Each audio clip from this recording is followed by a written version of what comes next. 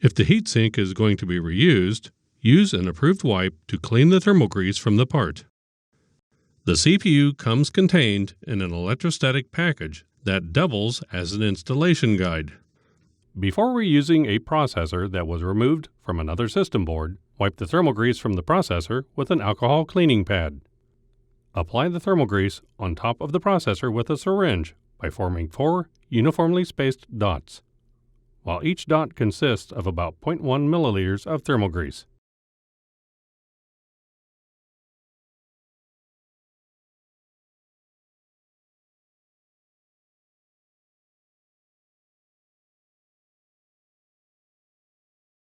Align the arrow on the heatsink with the arrow on the CPU retainer.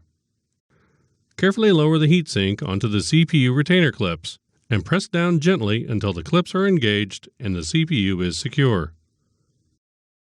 Lift the newly assembled processor heatsink module up by the heatsink to remove it from the package. You'll need a Torx T30 screwdriver.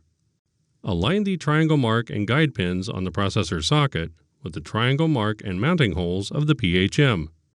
Carefully lower the PHM straight down into the processor socket.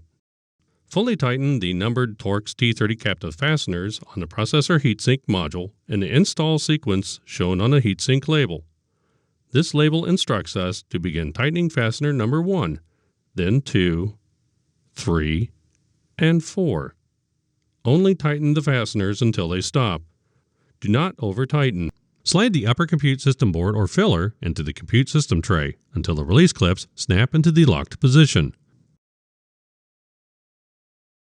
Connect all of the cables on the compute system board that go to the connectors in the compute tray.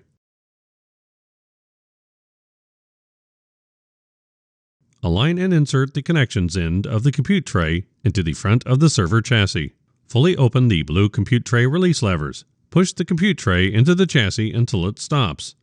Rotate the blue compute tray release levers inward until they are fully closed and their latches are locked. Install the front cover.